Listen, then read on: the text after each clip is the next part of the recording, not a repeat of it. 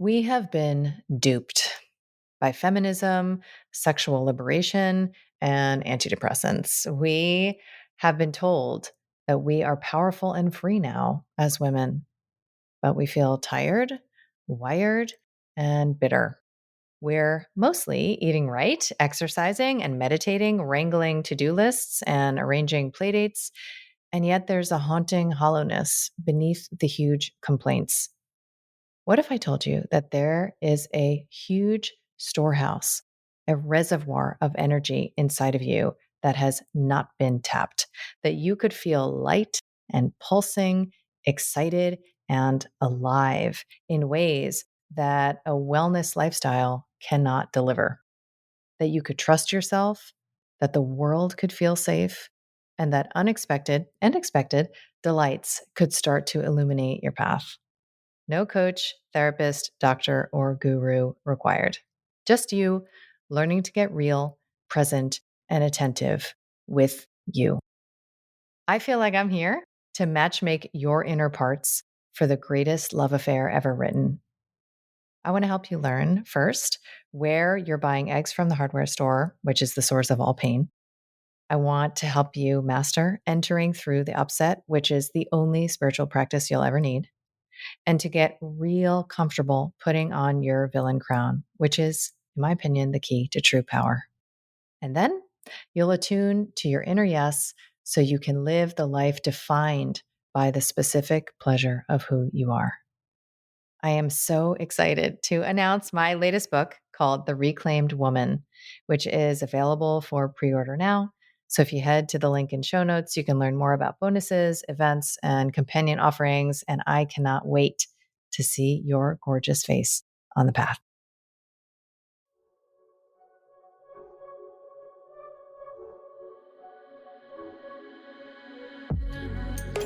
I'm Dr. Kelly Brogan.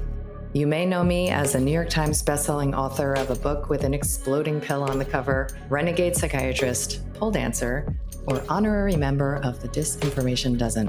What can I say? I'm a born provocateur. I've spent most of my recent life exposing deceptions, connecting dots, and discovering the secret places my inner victim is still waiting to be liberated. And now I feel called to help you reclaim all of your parts, your health, your sexuality, your power, and your expression, so that you can finally truly own yourself.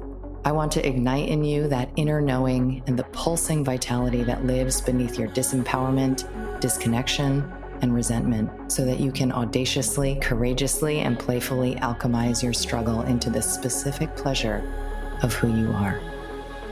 This is Reclamation Radio, a Soulfire production. The conversation that follows is from my incredible collection, Faces of Fierce Femininity, where I sat down with the 12 women who have inspired my embodiment journey for real, raw, and uncensored inspiration. You can purchase the collection at kellybroganmd.com and at the link in show notes. Today, I'm going to be speaking to Madelyn Moon. And it's really funny to me because just before we started recording, we're talking about how when you're not ready to perceive something, it kind of just gets like filtered out, right? And Maddie came on my radar through Whitney, who's another woman in the salon, my coach.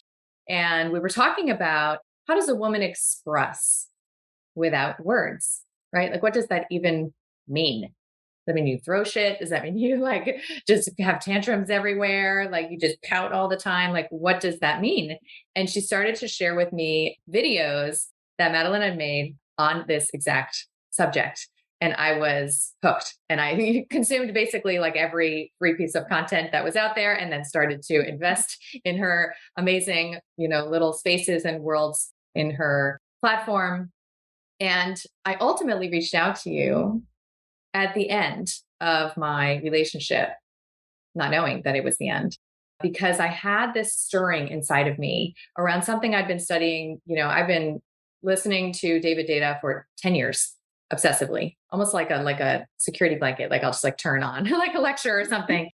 And so I've been steeped in his perspectives on polarity for a long time. And it always sort of brought up in me this dualistic experience of almost like shame and a deep desire to do better as a woman.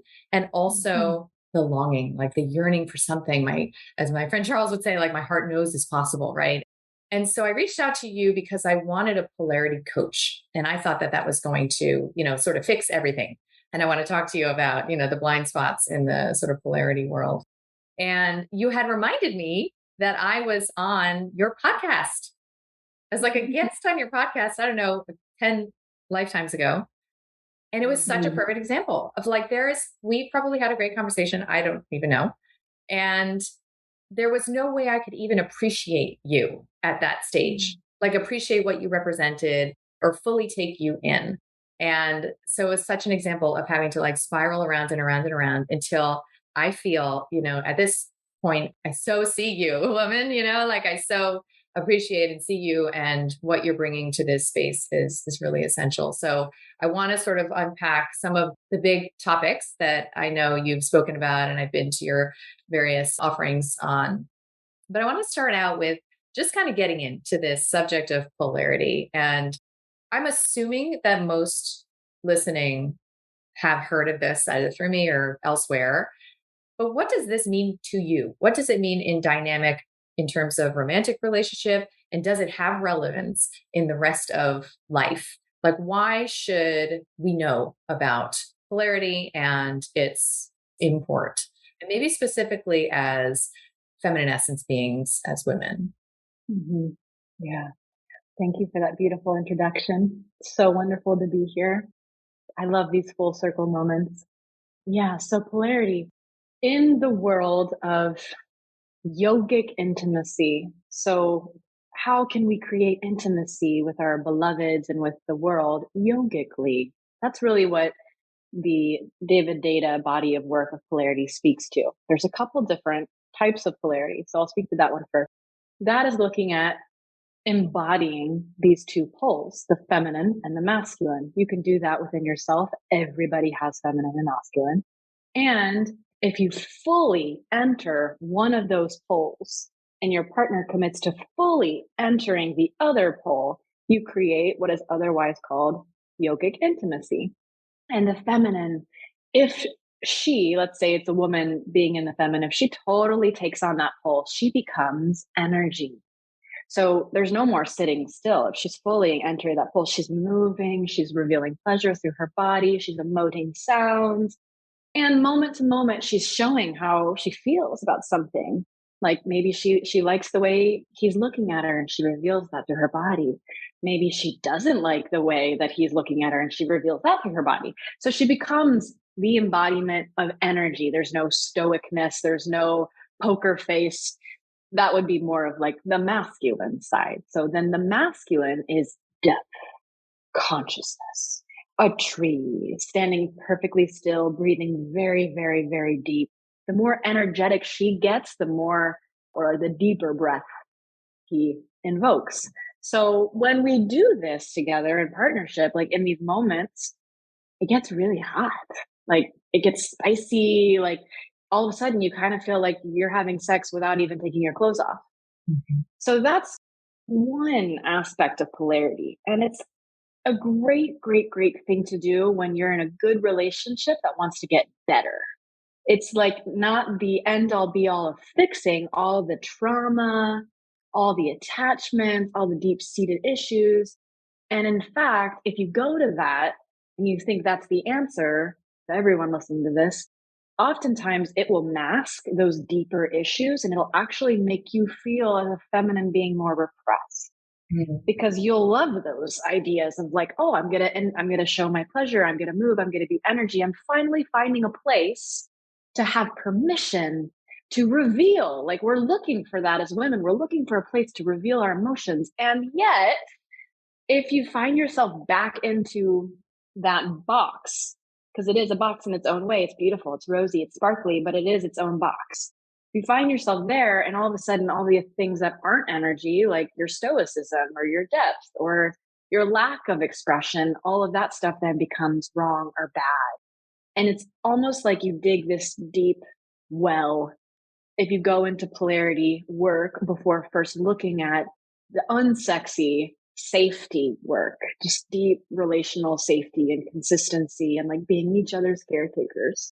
So that's that's one of the worlds of polarity.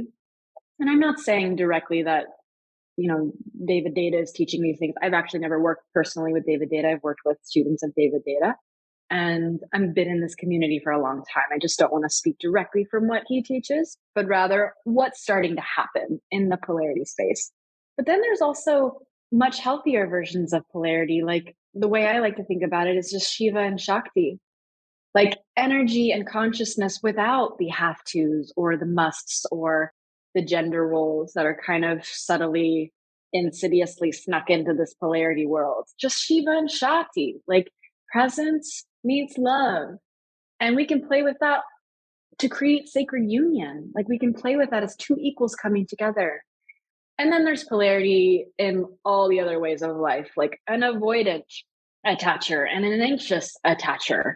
And, longing for someone and also hating them and not wanting them to be around. Like having a beautiful moment with somebody that you just want to love for the rest of your life, at the same time knowing they're not the person for you. That's polarity. That's like holding two oppositions at once.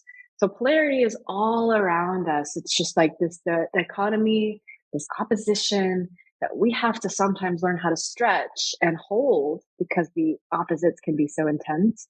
And as I'm sure we'll get into today, there are pitfalls in what's starting to happen in the romantic polarity realm that's kind of fusing in selfish desires and trying to make it look like it's sacred.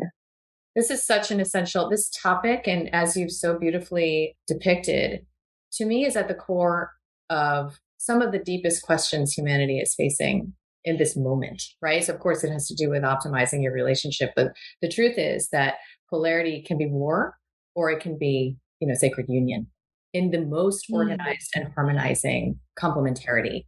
And, I love how you depicted all of those things that are highly dysfunctional, toxic, towards the end of my relationship, I was like really deep in embracing my inner Kali, right? And really deep in coming into, shameless embrace of my dark witch. And he was like flying into the light, right? Like looking, to transcend in all of these sort of like, one love spaces. And that didn't work, right? Like it did not work because the polarization ultimately didn't offer a ready bridge, right? And so much of what I think you have experience with personally and professionally and just being in this space is when and how is the bridge available, right? Like what are the conditions that create complementarity out of these vast differences versus just sort of like a nefarious, version of, like you said, manipulative, indirect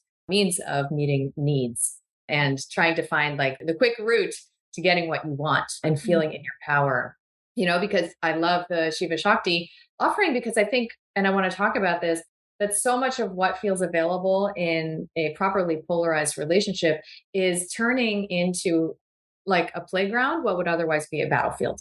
That's kind of it, right? And I'm very interested in, BDSM and kink dynamics and sort of like really finding like what is it to play in those realms of really delineated domains. But the truth is, if I was just in a relationship where when something hurt, there was something alchemical that we could do together with it, that sounds fucking fantastic. Right? Like sign me up.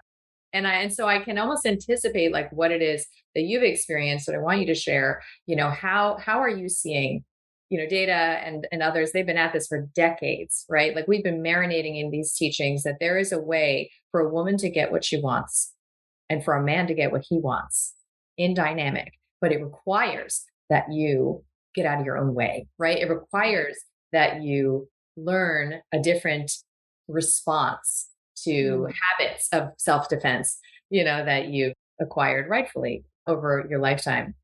And you may be seeing that there's like me, like people who want to just take the shortcut, the highway to having like a hot relationship where there's no conflict because we each know our place. So yeah, so what do you think people should, if they're interested in exploring, you know, polarity dynamics in relationship, let's say, what do you think are some of the sort of like red flags to maybe you're not quite ready Ooh, yet? yeah. Hmm. or how it can be misused, misapplied, you know. Yeah, I think I'll speak to that. Some of the I'll speak to some of the pitfalls that I just see in this space for to be aware of. So number one is there's a lot of pressure on the feminine being to get to the truth of her heart, the deepest part of her heart that is in anguish or in longing or in pain. And anytime you have a problem with your masculine partner, reveal from that space. And there's even this teaching that I used to be a fan of. I still think holds deep value of like moving from anger to anguish. And I remember being taught that, and like there was so much deep value because there's stages people go through when they meet polarity, when they learn about polarity. So first, it's like living in life in reaction, I think, projecting onto people, like, you know, you really like somebody but they're not giving you the attention you want, so you project onto them and then like kind of push them away rather than just saying, ouch, you're not giving me the attention I crave. You know, so if you're in that place, learning about polarity can be super helpful because it'll show you how you're projecting your anger rather than bravely feeling your anguish, revealing that. And it's polarity will give you such a beautiful permission slip in order to go straight into the heart of an emotion. Then over time, once you start practicing that, you become more embodied in your anguish, in your desires, in your purpose, in your meaning, your what you say, your intentional. A really sneaky thing can start to happen. So in the polarity space, there's this one teaching that I've never really jived with, which is whatever the feminine being is saying, masculine being, always know that there's something underneath what she's saying. So there's something she's probably not awakened to. So she might be saying, hey, I don't like how you cut off the phone call so quickly, but she means something else. And it's the masculine person's job to figure out what she means underneath that. Let me tell you, that can be very frustrating Be because gaslighting, sometimes right? Yeah. it's gaslighting because you're like, I'm telling you, like, I'm like, you might first say, I'm telling you, I really want you to not da. And then they're like, you have a resentment underneath that and you're not awakened to it. And I need to help you find it. And then you're like, no, I'm telling you exactly what I mean because I'm a woman and I'm smart and I know what it is that I want and what I need to say to you because I've done my work. This is what I want. And then it's like what I have experienced is getting provoked, being like, you're resentful, you're not awoken to your own shit, you don't know this stuff. And like then that's when the sharpness comes back. You end up back in the like I'm telling you, this is what I need. And then you're in like this totally out of polarity place. And you're back to that kind of square one place where it's like, see, like that I've experienced that then a masculine practitioner will say, see, you're not in your anguish, you're in your anger, and you're not soft and you're not revealing from your heart. And maybe you were at the very beginning and you weren't trusted. So then this really dangerous cycle can happen where you're just going crazy because you're doing your work, you're revealing your heart, but it's not, perhaps, not always, but perhaps to some beings out there, it doesn't feel feminine enough. It doesn't feel at your core enough. So you get provoked until you become sharp as a feminine woman. And it's the very thing you were trying not to do. And this is, I believe a lot of this comes from that one teaching that she's not awakened to her own truth and that it's the masculine person's job. Because if he takes that role, he's actually making up a story, which is the irony. If he takes on the role as whatever she's saying is not her deepest truth, because she's basically a child and a baby, and there's something underneath it, he's making up a story in his head about what she means. We're back into projections. So I don't like that teaching in the polarity world because it's actually making men not believe what their women are saying and making women actually not believe what they're even saying. Does that make sense? And it sounds like there's not really a role for anger, right? Or even like Right. expression of rage as a Mm-hmm. navigational guidance system for this man to recognize if he is himself out of alignment, right? Because I think of that. That's very, I haven't heard that teaching. And I think of women as having like preternatural abilities to perceive beneath, beneath the Yeah. surface. And what we do with that depends a lot Mm. on how we deliver that information and how Mhm. it's received. And those dynamics, of course, I'm sure you would agree, have a lot more to do with trauma than with anything else. And certainly are not like necessarily behavioral strategies you can just simply, put lipstick on a pig, sort of like plop onto your pre existing mess. It's because what I'm saying is that women can also manipulate men. I certainly have that way. Like Totally. we see something that, they don't agree with or they don't perceive themselves, but we know that it's real and true because we have that shadow perception ability to insist. I mean, it is gaslighting, right? So I could Mm. see how that could cut both ways and make it very restrictive, especially if the only thing you're allowed to offer is, you know, the pout, right? Or like the Right, the pout. terror. Yeah, exactly. That's Like, you can't, like, don't use your words, because you're right. if you anytime, and it is true, like, if we're looking at polarity, anytime you say, "I need da da da," like, if I'm a woman, I am, and I say, "I need you to please do this," I am guiding, I am leading, I'm in the masculine. Right. There's nothing wrong with that, and there are many polarity teachers, including myself, who will lay that out and have no judgments. We just encourage awareness so that you can start to see the dynamics. Oh, now you're in the masculine, and he might, if he goes and does that thing, is in the feminine. It doesn't matter. There's nothing wrong with that at all. It only becomes a problem when there are teachers saying, "Oh no, don't say I need that because now you're in the masculine." And then the teacher puts judgment on it, or a teaching puts judgment on it. It's totally fine. You should always have the ability to say, "I need XYZ." You should always know that you are free to talk. You don't always have to make sound or make a face to like demonstrate how you feel. And if you find yourself, which I certainly did, in a place where you're learning polarity and you feel bad or you feel non-feminine for speaking your truth, and you start to get like super just confused and manipulated in your own mind about, I need to say something but I can't say it, so I need to reveal it in an artful way. Over time, it's possible you'll start to resent the very person that you're trying to do that with, because they're a reflection of you, of the ways that you can't speak your truth, or you are afraid to speak your truth even if they're not even asking you not to speak. They might not even know anything about polarity. But if you're in a partnership where you feel that way, that's part of your initiation, is to learn how to include polarity, all the good parts in your life, of how to be energy, how to reveal pleasure, how to be sovereign without having to trade it for your voice, your power, your like mother crone soul, And there's one other thing I wanted to say, is that this teaching around, she doesn't know, she's not speaking what's really true for her. I think that also feeds in a bit to the ideal maiden archetype, Hmm. So there's the maiden, there's the mother, and there's the crone. And maiden energy is beautiful. Like, it's so fun to play in the realm of maiden, to like look at your beloved with the eyes of devotion and innocence and love. But it's only one of the three flavors. You can also look at your partner through the eyes of mother, like penetrating mother, no bullshit mother, oracle mother, mama bear mother. And then you can also move into crone, wise, at ease, sitting on her throne. You come to her. So there's these three different, there's many more archetypes, but those are three of the main ones that many people know about. And I think there is a lot of teachings that are formulated through the lens of a masculine being with a maiden archetype, of like the woman who needs to throw temper tantrums when she's upset, or like, needs to reveal the pouty face, or doesn't know her deepest truth. I don't think that's an issue with any specific teacher, just like a patriarchal pattern that's happening once again. We're finding ourselves in this place. And what if we stopped looking at the feminine as the maiden, and we start looking at the feminine as the Trinity, as Shakti, as uncontainable, unabashed Shakti?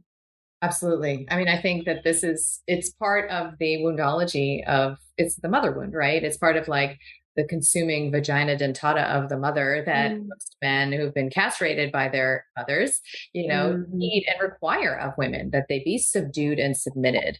And again, there can be a lot of play that can come from, Mhm. that being at least even contextualized in certain elements. But I think when these dynamics take on uniformity throughout the entire experience of a relationship, there must be, I mean, I've never Yeah. experienced it personally, but there must be a sense of loss of self that can be extraordinary, like the Mhm. bliss of annihilation, or it can be very disorienting. And Mhm. that resentment seems like it could crop up very quickly. I mean, I wonder how you think about, I've heard you talk about your needs. I've spoken a lot about the needs that I didn't even know I had, honestly, in relationship, because I was one of those bitches who was like, I'm low maintenance. And when you don't recognize that these needs are in whatever stage of integration or honoring or acknowledgement that they are, and the needs are not being met, we manipulate to get them met, right? We find Mhm. ways to try to be right about how much it hurts, to not Mhm. that, right?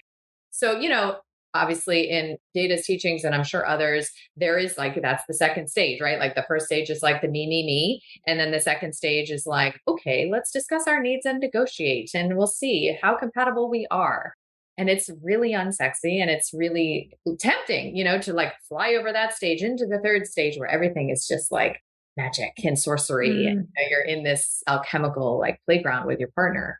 And as you're saying, there is absolutely a time and a place for the rightful articulation of Mhm. those needs. What I found interesting, especially with girlfriends of mine who have been exploring different models of relationship, is what do you think defines a need, right? A relational need, because there is a lot of, sort of psycho spirituality that really helps us to attune to the meeting of our own needs, right? So how do I fundamentally learn how to provide safety for myself so that I can at least recognize when I'm being matched in dynamic and not require that from the outside in, for example? Or what about like monogamy and fidelity? Like, what if you think you have a need for monogamy? Like, I'm thinking of one of my girlfriends, and there's a lot of deep spiritual work that could arise from loosening that rein and seeing what it is that comes up, right? What is the fear? Do you really need that? Right? Like, what are the conditions that are required? Is it that you just need to be the number one, right? Like, just need that connection? Or is it that it's the energetics of like sexuality with other people? Like, how do you identify your needs? And what role do you think that they play in sort of the building of intimacy with, let's say, even a new partner? Is it the kind of thing you talk about on the first date, like break your list out or whatever? Or is it the kind of thing that you do, what I say is like enter through the upset. Like you find the places that hurt and the moments that feel bad, and you learn something about what you needed, in that Mhm. moment that wasn't met. Like how do you Mhm. relate to these relational needs, I guess? Such a great question. I'm definitely someone who enters through the upset. I like the way that you phrase that. That's like I have like a running note in my phone where I like write things down once I learn them about myself. And I don't pull it out and show, but I like I don't even remember like what are my top needs right now, but they're in my body.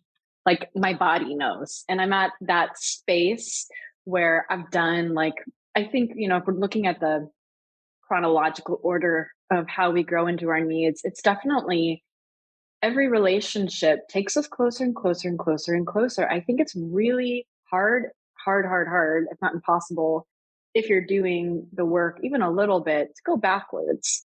So, Mhm. like, go back in all of my relationships, they've always been upgrades moving forward. And sometimes when I say upgrade, I don't mean a smarter, more successful, taller man, but more so that a deeper experience. And so this last relationship was one of the deepest, deepest relationships I've been in. It is the deepest relationship I've ever been in, and it's very karmic. I didn't realize that till the end. I was like, oh, Mhm. that's karma. Like that's karmic stuff. Because like the love was so massive, so much love and devotion for this human. Even from the minute I saw him, I was like, I'm gonna follow you because I'm devoted to you. I love you so much.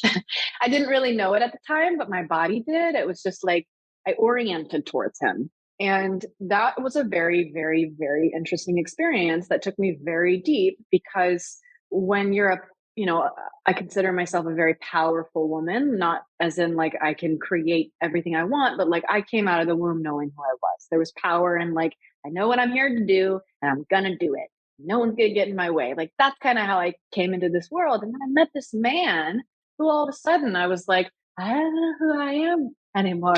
Like, what is he doing? Like, I literally, this is the only way I can describe it because I would orient my whole energetic field towards him. I still am pulling off the tendrils of that. Like, I still can feel him.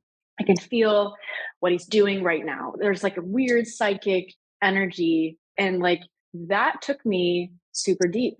Like, I didn't have that. I've never felt devotion in the way for a human man like I did for him and do for him still. There's still like essences of that in my body.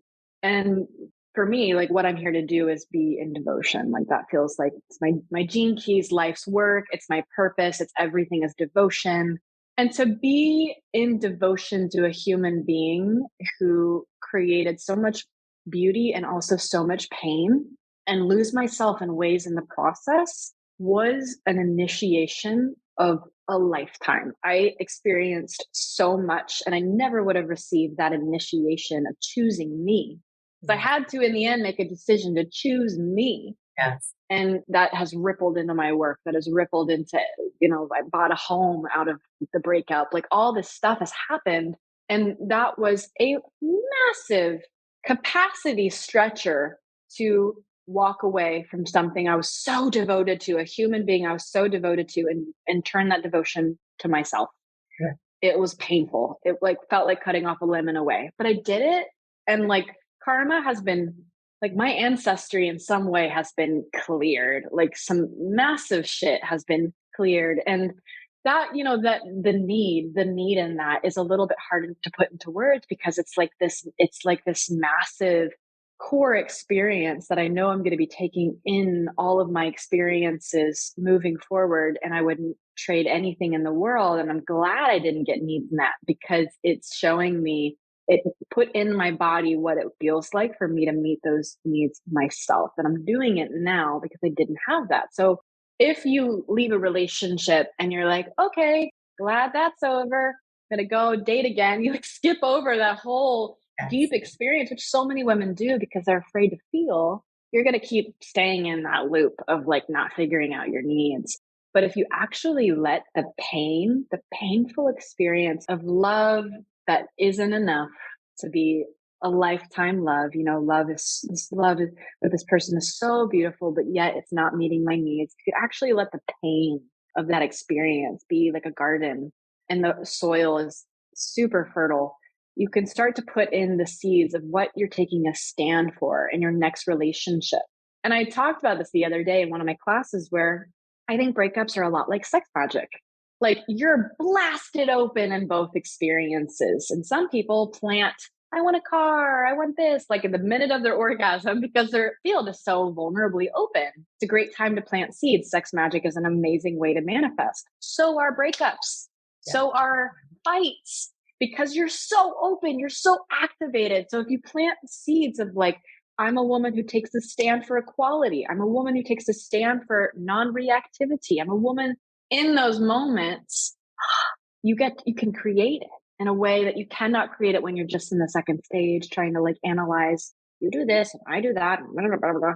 So the key to that is being brave enough to feel, being brave enough to take off, like, clear the moat, the crocodile infested waters around your heart, and let yourself actually feel the agony and the pain of not having something, not feeling free, not feeling liberated. Like you want to feel like free and liberated in love. And if someone is trying to put you in a box, you need to be able to feel the heartbreak of not being free in order to plant the seeds for yourself, not for being a feminine goddess of love and light, but just for you to reclaim what it is you are taking a stand for. So that I was mean, my this could long be a answer. transcript of my inner story. I mean, I relate so deeply to literally every single word that you've said. And it's funny because I know I've heard you use the phrase twin flame, and I used to, Mhm. and now my preference is karmic flame for sure, Mhm. because the perfection of these relationships could not be designed. It literally could not be Yeah. designed from the place of desire for a partnership, right? So Mhm. every single aspect, including in my experience over the past 9 or so months, every single aspect has delivered me access to yet another piece of myself, yet another awareness of how I am abandoning myself, betraying myself, abusing myself, and experiencing that, mirrored back. It's an extraordinary space. And I've been celibate since. And of Mm, course, working with the fear that I will never have the love I want. The love mm, I want is too audacious. It doesn't exist, like get over it, Kelly, or whatever. And in that vulnerability comes so much access to this Shakti, the mm, vital force energy that otherwise would have been locked in the realms of chronic unsafety, frankly, because until we can learn, right, as you're saying, to have this fluid relationship to our feeling mm, states, to the associated sensations, until we rebuild that trust with ourselves, until we create the basic conditions for safety in our own life experience, there's like a very low ceiling on the pleasure, creativity, expansion, joy that's even possible, right? So, a lot of what you teach and talk about is related to creating art, out of this kind of pain. mm, And that naturally like arose from my experience where literally like the week after in massive, like I didn't leave my house probably for 3 weeks, just crying, in like fetal position. And literally, like in the rumblings of that space, what was the desire to like create videos and start dancing in different ways, and then to start writing about, different things. And certainly I wondered a couple of times on my like third article, like while I was like sniveling, I was like, am I avoiding something here? Like, is this a bypass? And so I'd love for you to talk about like the best relationship to have to mm, what I think is invariably the creative impulse that comes if we don't jump into, a new relationship in the wake of heartache, or if we don't try to recruit millions of addictions that are at our fingertips to not feel the bad thing. And of course, we're talking about breakup, but this could apply to any loss, any transition. I say that these moments of expansion come when you lose something you think that you would die without, right? That's almost the mm, signature, it's almost the hallmark. So, what is a healthy relationship to creativity and to making art from your struggle, do you think? mhm. Beautiful question. So I think, one of the ways that I think about heartache, loss, desire, any emotion that is traditionally too intense for people to really sit with or want to sit with because it like stirs something in the soul, that's life force. Life force, like your chi. Mhm. It's your chi. It's like what brings you to life. And it's looking for a place to go. So, sometimes when our life force comes up, so let's call it anger or something, like anger comes up because something unjust is happening and it wants to come through.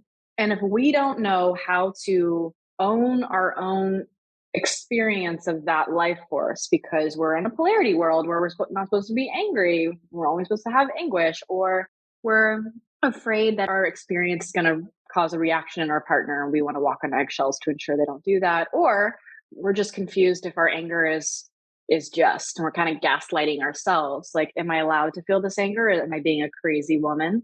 Any of those and more that I'm not listing, when it comes up, if we have that stuff, it kind of like creates a dam, then the life force doesn't dissolve, it just has to go back in, and so it just changes its direction, and oftentimes it causes us to collapse on ourselves.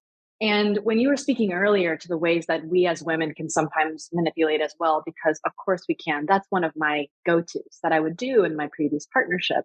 Instead of standing in my experience and just owning it and letting the chips fall where they may, if he didn't like it, he would figure it out. I would cower. And then I would go into, like, again, the maiden archetype or something, just kind of being like, "Meh." And then I would get more love from that place because that was a softer, sweeter, and I started to learn that after a while. If I just kind of cower, like I'll do something big, and then if I kind of collapse that life force back in on myself and my shoulders, and I'm sorry, like, or like a cry or whatever, it's like easier for him to deal with that and to work with that. And then now it's like, oh, there you are, you know. So then I started to. It didn't start with him. It started with my family. Yeah. So it's not him. He was just a really beautiful initiation to remind me that that's a pattern of mine I need to fix. It's not even about him. he's fine. It's about me and how I react to others around me when they can't handle my expression. Yes. Initiation again. So it would go down, and I started to notice this. Like, it would like the life force would go collapse in on myself, and it's keeping me in this cycle. And so creativity was always something. It's always been a path of healing for me ever since I was little. And my really challenging family dynamics, I would write, I would make something, I would play music. It was just a way. I would write poetry. I started a poetry blog when I was like the most depressed part of my life, and none of it made sense, but to me it did. And it was like, this is a way that I can channel my grief and my sadness and my emo-ness. And to me personally, some people disagree. I've had people in my own masterminds being like, are you avoiding just grieving and just feeling? That's not, it's never been natural to me to only do that for periods of time, to only grieve for periods of time, because I do it, but I mix it in with ways that my life force can move. Some days I was in bed watching Is It Cake on Netflix, eating cake, and like that was my grieving process. But then the next day I was like, I'm going to make a video because I have to move this out, because I would feel it in my body. It was just like it's stuck. Like, I mean, I would start the spotting and bleeding. Like it would move down because my womb would need to get rid of it. And that happens for me a lot. If I'm not really creating out of my life force, I'll start to spot, I'll start to bleed. And it's like a way that my body is like, we're not going to go this way. We're going to go this way. We're going to move out in some way. But it is, to me, one of the most potent, beautiful times to make pieces of art. And in fact, my very short story, I wrote a book in December with my previous partner. We were still together. And the week we first broke up, because it happened a few times, I found an editor of my dreams. He was amazing. And he read my book and he was like, this is a great book. And you need to write it over.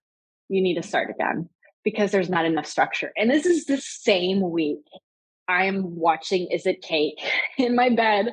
And I'm like, how am I supposed to grieve the love of my life at the same time that I write a book about love? Like, there's no way I can do this. But then I was like, actually, this sounds great. Like, I have a really clear channel. Let's just let it all come through. And it was challenging. It's not the ideal time that to write a book in my logical mind, but I'm so proud of what has come out because I just finished the last final draft 2 days ago. And so Wow. this whole breakup, this book has been rewritten and edited and worked on, and like all of the stuff that I was unpacking and feeling was moving through in this book. And there was a part of me that was like, is this the worst time to write this? And then I just think about all of the artists of the past, all the music that has been born, all the books that have been created, all the paintings that have been done, that have come through during these extreme states. And this is the only way I want to live. I mean, I don't think it's avoidance. I think it's avoidance only if you are compartmentalizing and separating the part, you're fragmenting the part of you that is in pain from the art. But if you don't fragment and you combine them and you let the part of you that is in pain live alongside the part of you that longs and lives alongside the part of you that is in ecstasy, and you move all of that together through a medium, it's how you heal. It's not in a disservice to healing, it's where the healing happens. And I encourage everyone to have less overanalyzing of that process and more trust. Just do it, just make it, just try it out, experience it. Don't think too much about it. I love that. And it's such a perfect example. First of all, I'm so excited for your book. And it's such a perfect example of like, who are you to think you know what Mhm. the best timing is for this? The best timing is the timing that it's presenting itself to you. And Yeah. for all of the reasons, you could ultimately rationalize. I mean, it's such an example of like the victim story you could have come up with, about it. That could have really stalled you in the water. And instead, you just alchemized such an extraordinary way. And I'm sure energetically that's going to be felt in every word, Mm. in that manuscript. And yeah, and I love your encouragement to just like make something, do something and follow, For me, it was like really restoring trust in the impulse, right? Because especially when you have the I'm too much program, you doubt, you judge, you scrutinize, you assess, analyze every impulse, creative impulse that comes through you. You try to anticipate how it might be received and whether or not you might be punished for it, right? And I think Mm. like very deep woundology for a lot of women because of our vital, well, people, I'll say, our vital force and sexual energy being coupled with something that is, shameful or dangerous or unwelcome or otherwise makes us vulnerable to violation. And it's just such a confusing territory. And to heal that dynamic in these simple ways of just really honoring the movement of energy into creativity. I love it. I love the message and it's real. It Mm. works. Mm. So you talked about, this is probably going to unfortunately be our last question, but you talked about how, I could like watch you move your body in response to these different kind of energetic states of, you called it taking a stand, like that sort of like taking up room, like becoming bigger, expanding versus sort of like channeling the energy back down, even strategically or manipulatively. And so you could get the cookie, right? Like that's what I call it because I'm Mm. the same way. And it was very valuable to learn how to soften, right? When I want Mm. it to be hard. Mm. So it's all for growth.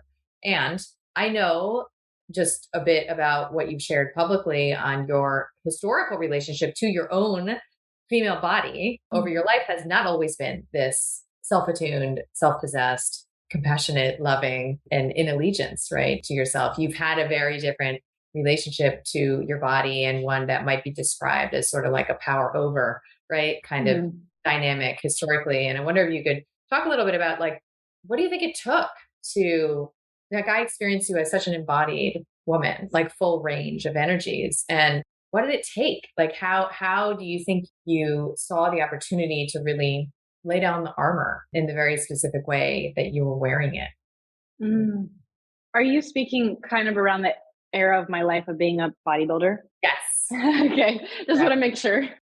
Oh man, yeah, there was such a judgment. I wanted to be a boy, like not even a man. I just wanted to be a boy. There was a part of me that was just like, from being raised in this patriarchal, Dallas, Texas, from a very conservative family who was very Christian, but not even just Christian, like Christian mixed with borderline narcissism and like God was actually my mother and she would, speak for God in so many ways that were very manipulative and confusing.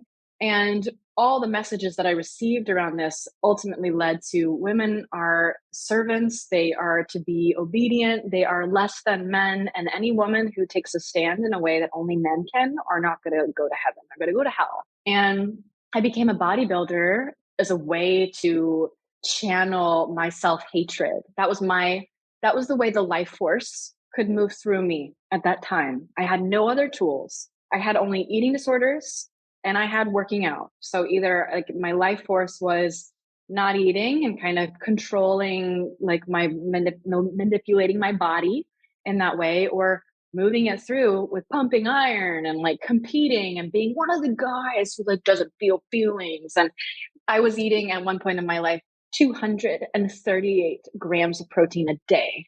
Like that is a lot. And talk about for me at 110 pounds, which is crazy for my height, I'm tall, that created like this deep, just like lack of feeling, furrowed eyebrows, couldn't feel anything below my belly button.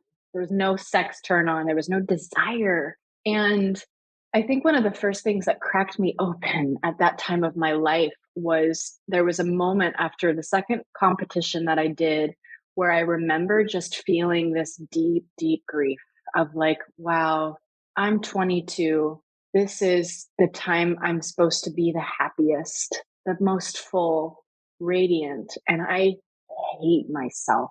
I hate myself. And I hate all these judges standing at their little desk rating my body.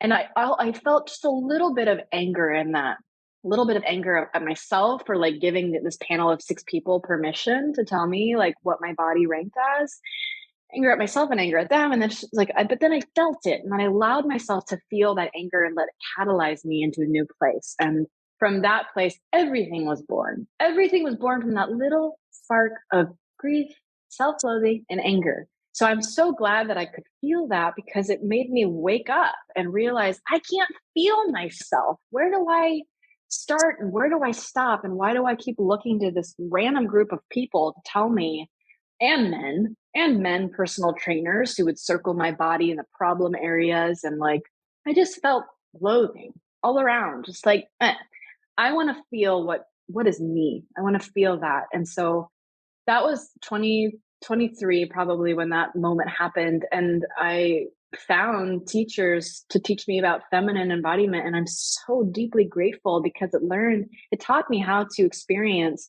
expression and like, oh, I know exactly how I feel about things now. Whereas before I couldn't feel anything. And now I'm like, I don't like that, or I like that, or I need this. Like I can honestly own my experiences of life, and the places where I still gaslight myself or feel confused, they're like really deep, because all the surface level stuff has been pretty much healed, but now the issues that do come about are super, super deep and invisible. And it's like kind of a trippy area to be in, where just like, what's feminine? What is it really? And I'm feeling it as an invitation to step in deeper.